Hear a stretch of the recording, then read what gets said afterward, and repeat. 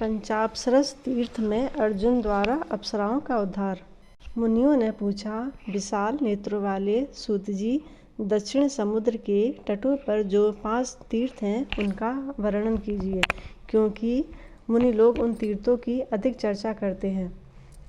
उग्रश्रवा बोले, मुनिवरों, इस विषय में पहले नारद जी ने जो अर्जुन की आश्चर्यमयी कथा कही है उसे मैं आप लोगों से विस्तार पूर्वक कहूँगा। पूर्व काल की बात है। कुछ कारणवश अर्जुन 12 वर्षों तक तीर्थ यात्रा के लिए निकले थे। वे मणिपुर होते हुए दक्षिण समुद्र के तट पर वहाँ के 5 तीर्थों में स्नान करने के लिए आए। ये तीर्थ वे ही हैं जिन्हें उस समय भय के मारे तपस्वी लोग स्वयं ही छोड़ चुके थे और दूसरों को भी वहाँ जाने से मना करते थे। उनमें पहला कुमारेश तीर्थ है जो मुनिवरों को प्रिय है। उसका स्तंभवेश तीर्थ है जो सौभद्र मुनियों को प्रिय है। तीसरा बर्करेश्वर तीर्थ है जो इंद्रपत्नी सची को प्रिय लगता है और बहुत उत्तम है। चौथा महाकालेश्वर तीर्थ है जो राजा करंधम को अधिक प्रिय है। इसी प्रकार 5वां सिद्धेश नामक तीर्थ है जो महर्षि भारद्वाज को विशेष प्रिय है। कुरुश्रेष्ठ अर्जुन ने इस 5 तीर्थों का दर्शन किया। उन्हें तपस्वियों ने त्याग दिया था। वास्तव में वे 5 तीर्थ महान पुण्य के जनक थे। अर्जुन ने नारद आदि महामुनियों का दर्शन करके उनसे पूछा, महात्माओं, ये तीर्थ तो बड़े ही सुंदर और अद्भुत प्रभाव से युक्त है, तो भी ब्रह्मादि मुनियों ने सदा के लिए उनका परित्याग क्यों कर दिया? तपस्वी बोले, कुरुनंदन, इन तीर्थों में 5 गाय निवास करते हैं जो तपस्वी मुनियों को जल में खींच ले जाते हैं, इसलिए ये तीर्थ त्याग दिए गए हैं। यह सुनकर महाबाहु अर्जुन ने समुद्र के तट पर उन तीर्थों में जाने का विचार किया। तब उनसे तपस्वी महात्माओं ने कहा, अर्जुन, वहाँ तुम्हें नहीं जाना चाहिए। गायों ने बहुतेरे राजा और मुनिवरों को मार डाला है। तुम तो 12 वर्ष तक अनेक तीर्थों में स्नान कर चुके हो, फिर इन 5 तीर्थों से तुम्हें क्या लेना है? दीप शिखर पर जल मरने वाले पतंगों की भांति इन तीर्थों में प्राण देने के लिए ना जाओ। अर्जुन ने कहा, मुनिवरों, आप लोगों का दयालु स्वभाव है। आपने जो सार बात बताई है वह ठीक है, तथापि अपनी ओर से मैं सेवा में कुछ निवेदन करता हूँ। जो मनुष्य धर्माचरण की इच्छा से कहीं जाता है उसे मना करना धर्मात्माओं के लिए उचित नहीं है। जीवन बिजली की चमक के समान क्षणभंगुर है। वह यदि धर्म पालन के लिए चला जाता है, नष्ट हो जाता है तो जाए, इसमें क्या दोष है? इसके लिए धन, स्त्री, पुत्र, क्षेत्र और धर्म के काम में चले जाते हैं, वे ही इस पृथ्वी पर मनुष्य कहलाने के अधिकारी हैं। तपस्वी बोले, पार्थ, इस प्रकार धर्माचरण करते हुए तुम्हारी आयु बड़ी हो और धर्म में तुम्हारा अनुराग निरंतर बना रहे।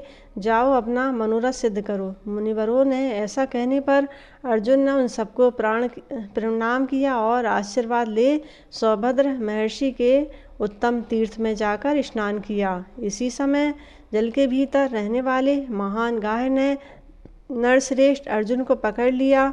महाबाहु अर्जुन बलवानों में श्रेष्ठ थे। वे जोर जोर से फड़फड़ाते हुए उस जलचर में जीव को बलपूर्वक लिए दिए जल से बाहर निकल आए। ज्यों ही उसे खींचकर वे बाहर लाए, वह गाय समस्त आभूषणों से विभूषित कल्याणमयी नारी के रूप में परिणत हो गया। उसका दिव्य रूप था, वह मन को मोह लेने वाली थी। उस समय अर्जुन ने उससे पूछा, कल्याणी, तुम कौन हो? जल में विचरने वाली मकरी का रूप तुम्हें कैसे मिला? ऐसे महान पाप तुमने क्या किया है? नारी बोली, कुंती नंदन, मैं देवताओं के नंदन वन में निवास करने वाली अप्सरा हूँ। मेरा नाम वर्चा है। यह मेरी 4 सखियाँ और हैं। वे सभी सुंदरी तथा इच्छानुसार गमन करने वाली हैं। एक दिन उन सबको साथ लेकर मैं देवराज इंद्र के भवन से चली और एक वन में पहुंचकर मैंने देखा कोई ब्राह्मण देवता अकेले एकांत में बैठकर स्वाध्याय कर रहे हैं। उनका रूप बड़ा मनोहर है। वीरवर उनकी तपस्या के तेज से वह सारा वन प्रकाशित हो रहा था। वे सूर्य की भांति उस समस्त प्रदेश को आलोकित कर रहे थे। उन्हें देखकर उनकी तपस्या में विघ्न डालने की इच्छा से मैं वहाँ उतरी। मैं सौरभेयी, सामेयी, बुदबुदा और लता सब एक ही साथ उन ब्राह्मण देवताओं के समीप पहुँची और गाती और खेलती हुई उन्हें लुभाने की चेष्टा करने लगी। वीर यह सब करने पर भी उन्होंने अपना मन हमारी ओर नहीं आने दिया। वे महातेजस्वी ब्राह्मण निर्मल तपस्या में स्थिर थे। हमारी अनुचित चेष्टाओं से कुपित होकर उन्होंने हम सबको श्राप दे दिया। अरे तुम सब लोग 100 वर्षों तक जल के भीतर ग्राह्य बनकर रहो। ये साफ सुनकर हम लोग अत्यंत व्यथित हो गई उठी और तपस्वी ब्राह्मणों की शरण में गई। हमने प्रार्थना पूर्वक कहा, विप्रवर, हम सब ने बड़ा अनुचित किया है, फिर भी आप हमारे अपराध को क्षमा करने के देने योग्य हैं। मुझे आप धर्मज्ञ और ब्राह्मण सब प्राणियों के प्रति मित्र भाव रखने वाला बताया गया है। महर्षि महात्माओं का यह वचन सत्य है। साधु पुरुष शरणागतों की रक्षा करते हैं। हम सब आपकी शरण में आए हैं, अतः कृपा पूर्वक हमें क्षमा कर दें। सूर्य और चंद्रमा के समान तेजस्वी वे धर्मात्मा ब्राह्मण सदा कल्याणमय कर्म करने वाले थे। अप्सराओं के प्रार्थना करने पर उन्होंने उन पर कृपा की और इस प्रकार कहा, देवियों, यदि लोग आपने सिर पर बड़ी खड़ी हुई मृत्यु को देख लें तो उन्हें भोजन भी ना रुचे, फिर पाप में प्रवृत्ति तो हो ही कैसे सकती है। ओहो, सब रत्नों में बढ़कर अत्यंत दुर्लभ इस मनुष्य जन्म को पाकर स्त्रियों के मोह में फंसे हुए कुछ नीच मनुष्य से तिनके के समान गवा देते हैं। यह कितनी आश्चर्य की बात है। हम पूछते हैं, तुम लोगों का जन्म किस लिए हुआ है अथवा उससे क्या लाभ है? अपने मन में विचार करके इसका उत्तर दो। हम स्त्रियों की निंदा नहीं करते जिनसे सबका जन्म होता है, केवल उन पुरुषों की निंदा करते हैं जो स्त्रियों के प्रति संखल मर्यादा का उल्लंघन करके उनके प्रति आसक्त हैं। ब्रह्मा जी ने संसार की सृष्टि बढ़ाने के लिए स्त्री पुरुष के जोड़ का निर्माण किया है, अतः इसी भाव से स्त्री पुरुषों को मिथुन धर्म का पालन करना चाहिए। इसमें कोई दोष नहीं है, परंतु इतना ध्यान रखना चाहिए कि जो नारी अपने बंधु बांधवों द्वारा ब्राह्मण और अग्नि के समीप शास्त्रीय विधि से अपने को दी गई है, उसी के साथ सदा गृहस्थ धर्म का पालन करना श्रेष्ठ माना गया है। इस प्रकार प्रयत्न पूर्वक शास्त्र मर्यादा के अनुसार चलाया जाने वाला अपना गृहस्थ उत्तम तथा महान गुणकारक हो सकता है। जो गृहस्थी शास्त्र मर्यादा के अनुसार नहीं चलाई जाती वह दोष का कारण भी हो सकती है। 5 मुखों वाले नगर में जिसके द्वार पर 11 योद्धा पहरा देते हैं, जो पुरुष अपनी स्त्री और अनेक संतानों के साथ मौजूद है वह अचेतन कैसे हो जाता है? स्त्री के साथ संयोग इसलिए किया जाता है कि उससे पुत्र उत्पन्न होकर पंचयज्ञ आदि कर्मों द्वारा संपूर्ण विश्व का उपकार कर सके। किंतु हाय मूढ़ मनुष्य, उस पवित्र संयोग को किसी और ही भाव से ग्रहण करते हैं। 6 धातु का सारभूत हो वीर है, उसे अपने समान बण वाली स्त्री को छोड़कर अन्य किसी निंदित योनि में यदि कोई छोड़ता है तो उसके लिए यमराज ने ऐसा कहा है, पहले तो वह अन्न का द्रोही है, फिर आत्मा का द्रोही है, फिर पितरों का द्रोही है तथा अंतर्गतवा संपूर्ण विश्व का द्रोही है। ऐसा पुरुष अनंत काल तक अंधकारपूर्ण नरक में पड़ा रहता है। देवता, पितर, ऋषि, मनुष्य, अतिथि तथा संपूर्ण भूत प्राणी मनुष्य के सहारे जीविका चलाते हैं, अतः प्रत्येक मनुष्य को उचित है कि वह मन इन 5 का उपकार करने के लिए सदा उद्यम रहे। जो मन, वाणी, जीवा, हाथ और कान को अपने वश में करके जैतेंद्रिय हो गया है उसे हंस तीर्थ कहते हैं। उससे भिन्न जो अजैतेंद्रिय पुरुष है वे सब काक तीर्थ हैं। जो तमोगुणी मनुष्य काकवर्ण आचरण करने वाले मनुष्य में काक तीर्थ में हंस बुद्धि से श्रवण करते हैं, उनसे देवताओं का क्या प्रयोजन है?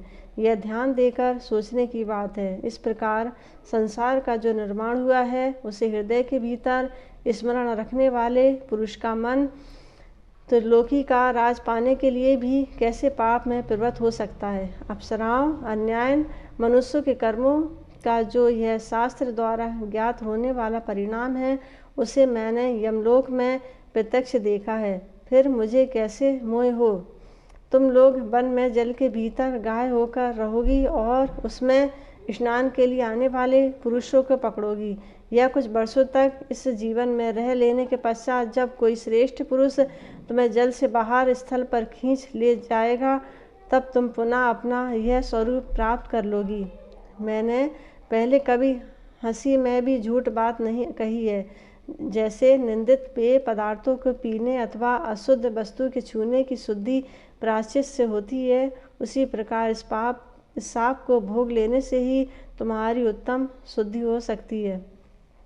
स्त्री बोली, तदंतर उन ब्राह्मण देवताओं को प्रणाम करके हमने उनकी परिक्रमा की और उस स्थान से दूर हटकर अत्यंत दुखित हो हम बड़ी चिंता में पड़ गए। सोचने लगे किस उपाय से थोड़ी ही समय में हम सब उस मनुष्य के समीप जा सकती हैं जो पुनः हमें अपने स्वरूप की प्राप्ति करा देगा। 2 घड़ी तक इस प्रकार चिंता करने के पश्चात हम बड़भाग्नी स्त्रियों ने वहाँ स्वतः आए हुए महर्षि देवर्षि नारद जी को देखा। तब उन्हें प्रणाम करके उदास मुख से हम लोग खड़े हो गए। नारद जी ने हमारे दुख का कारण पूछा। उनके पूछने पर हमने सब वृतांत ज्यों का त्यों कह सुनाया।